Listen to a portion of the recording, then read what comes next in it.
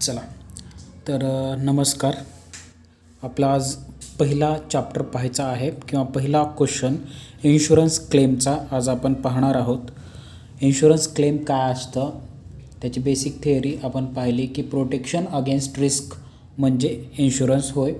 कोणत्याही गोष्टीचं जर फ्युचर कसं असतं अनसर्टन असतं आणि अनसर्टन फ्युचर असल्या कारणानं व्यक्ती ते सेक्युअर करण्यासाठी काय करत असतो तर इन्शुरन्स घेत असतो. इन्शुरन्स दुसरं तिसरं काय नाही, it is a protection against risk. तर त्याची थिअरी पाहिलेली आहे. आज आपल्याला त्याचा पहिला प्रॅक्टिकल क्वेश्चन पाहायचा आहे.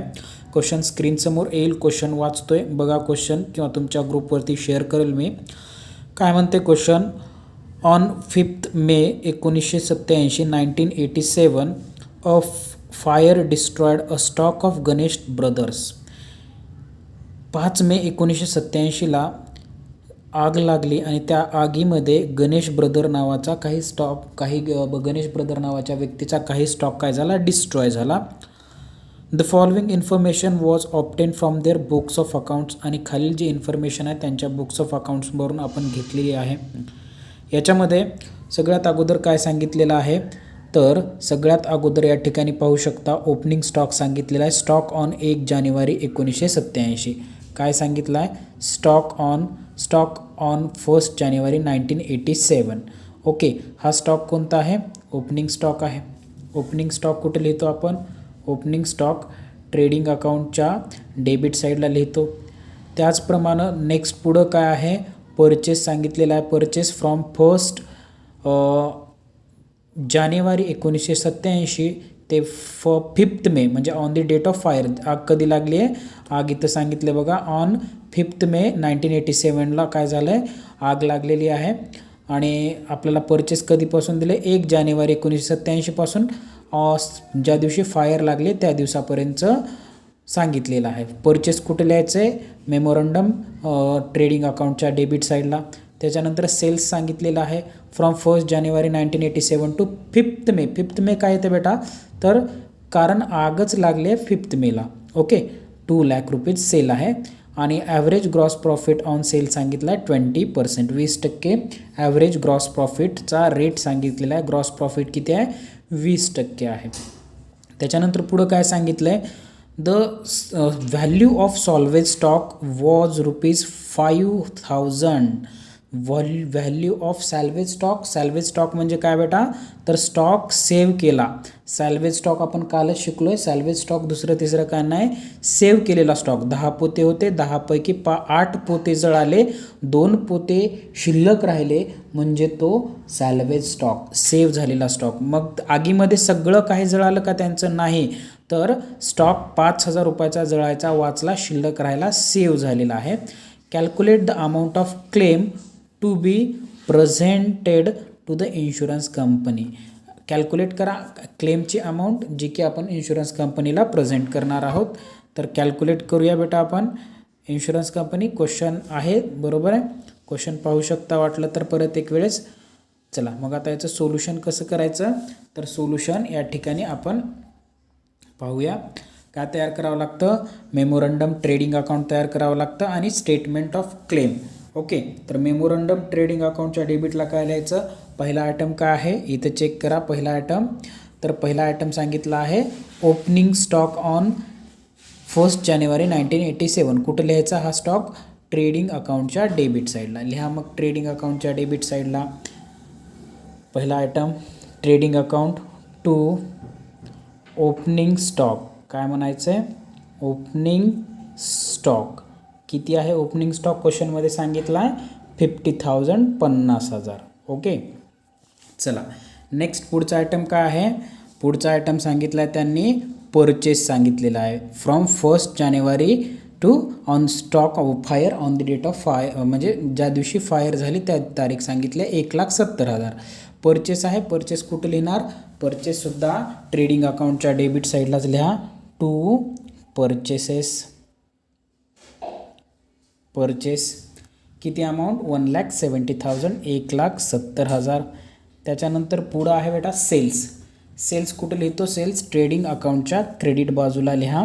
बाय सेल्स किती आहे, सेल्स 2 लाख रुपये. ठीक आहे 2 लाख. त्याच्यानंतर काय सांगितलं आहे, average gross profit on the date of fire. काय सांगितलं आहे, average gross profit on sale. सेलवरती ग्रॉस प्रॉफिट सांगितलं आहे 20% म्हणून सांगितलेलं आहे. मग काढून घ्या ग्रॉस प्रॉफिट 20%. काय सांगितलं आहे ग्रॉस प्रॉफिट 20% ऑन सेल. सेल्सवरती 20%. मग आपण कॅल्क्युलेट करूया ग्रॉस प्रॉफिट कुठं असतो, ट्रेडिंग अकाउंटच्या डेबिट साईडला. टू ग्रॉस प्रॉफिट किती सांगितलं आहे, 20% ऑन सेल. सेलवरती 20%. सेल किती आहे 2 लाख. 2 लाखावरती 20% वर्किंग नोटमध्ये काढून घ्या. GP is equal to sale multiply by rate divided by 100.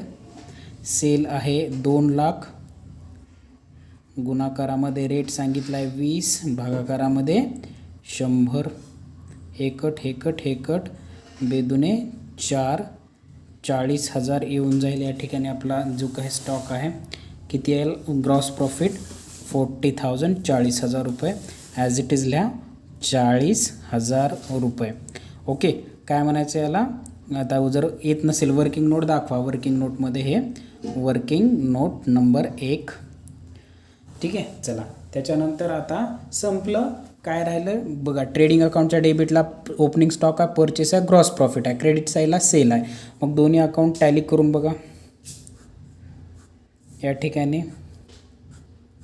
Debit side किती येते बघा, 1,70,000 प्लस 40,000 प्लस 50,000. 40 आणि 50 90,000 प्लस 1,70,000 येऊन जाईल 2,60,000. बट क्रेडिट साईडला किती आला आहे, 2,60,000. क्रेडिट साईडला आलेला आहे फक्त 2 लाख. मग दोन्ही साईड मॅच करायच्या म्हटलं तर 2,60,000 क्रेडिटला पण पाहिजे. राहतं काय इथं, तर इथं राहतो क्लोजिंग स्टॉक किंवा stock on the date of fire. Closing stock एवढा स्टॉक जो आहे तो जळाला ज्यावेळेस फायर झालं त्यावेळेस. किती हजाराचा, 60,000चा स्टॉक काय झाला, जळाला. बॅलन्स इन फिगर म्हणूया, बॅलन्स इन फिगर. कारण आपण क्लोजिंग स्टॉकच कॅल्क्युलेट करतोय. त्या दिवशी स्टॉक किती होता, 5 तारखेला ज्यावेळेस आग लागली त्यावेळेस स्टॉक होता तुमच्या बिझनेसमध्ये 60,000 आणि हा 60,000चा स्टॉक काय झाला, डिस्ट्रॉय झाला, जळालेला आहे. ओके. ह्याचंच कॅल्क्युलेशन करावं लागतं आपल्याला क्लोजिंग स्टॉकचं. क्लोजिंग स्टॉक विच इज ज्या दिवशी आपलं फायर झाली त्या दिवशी एवढा स्टॉक तुमच्या बिझनेसमध्ये होता शिल्लक. ओके. चला मग नेक्स्ट पुढं काय कॅल्क्युलेट करायचं आहे, स्टेटमेंट ऑफ क्लेम. क्लेमची स्टेटमेंट कॅल्क्युलेट करायची. कशी कॅल्क्युलेट करायची, तर लक्षात ठेवा ज्या दिवशी स्टॉक आग लागली, कधी लागली आग, 5 मेला. 5 मेला काय झाली, आग लागली. त्या दिवशी स्टॉक किती होता तुमच्या बिझनेसमध्ये, तर हा कॅल्क्युलेट केलेला स्टॉक तुमच्या बिझनेसमध्ये होता. मग लिहा इथं stock on the date of fire. Statement of क्लेममध्ये stock on the date of fire, on the date of fire किती होता हे बघा, 60,000, 60,000. याच्यामधून काय वजा करायचं आहे, जेवढे मी काय म्हणलं होतं 10 पोते होते आणि 10 पोत्यापैकी 8 पोते जळाले, 2 पोते काय झाले, सेव्ह झाले. सेव्ह झाले म्हणजे सॅल्वेज स्टॉक आहे. तर या क्वेश्चनमधून याच्या stock on the date of फायरमधून काय वजा करायचं, लेस सॅल्वेज स्टॉक.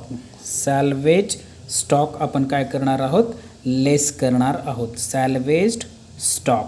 मग या क्वेश्चनमध्ये सॅल्वेज स्टॉक म्हणून किती अमाऊंट सांगितले, तर या ठिकाणी पाहू शकता क्वेश्चनमध्ये सॅल्वेज स्टॉक हे बघा, the value of salvage stock was ₹5,000. किती आहे व्हॅल्यू, 5,000 रुपये सॅल्वेज स्टॉकची व्हॅल्यू आहे. ओके. मग लेस करा 5,000 सॅल्वेज स्टॉक. या ठिकाणी 5,000 जर लेस केलं तर जो काही क्लेम आपण इन्शुरन्स कंपनीला सादर करणार आहोत, 60,000मधून 5,000 गेले, 55,000 रुपयाचा क्लेम काय करणार आहोत आपण, ICकडे, इन्शुरन्स कंपनीकडे दाखल करणार आहोत. अमाऊंट ऑफ क्लेम म्हणूया आपण याला, amount of claim, amount of claim किंवा याला स्टॉक लॉस्ट म्हणजे एवढा स्टॉक जळाला. ठीक आहे, एवढा किमतीचा स्टॉक काय झाला, जळालेला आहे असं म्हटलं जातं. ओके, चला बघा किती सिम्पल आहे क्वेश्चन. काय काय केलं, ट्रेडिंग अकाउंट तयार केलं, आपण फाइंड आउट केलं क्लोजिंग स्टॉक विच इज ज्या दिवशी आग लागली त्या दिवशीचा स्टॉक काढून घेतला आणि त्या दिवसामधून सॅल्वेज स्टॉक मायनस करून जे काही शिल्लक राहिला त्याला आपण स्टॉक तेवढा निव्वळ स्टॉक जळाला किंवा अमाऊंट ऑफ क्लेम असं म्हणणार आहोत. ओके, चला तर आता लक्षात आलंच असेल. एक नेक्स्ट पुढं एक आपण दुसरा एक क्वेश्चन याच पद्धतीचा पाहणार आहोत. ठीक आहे, चला थांबूया.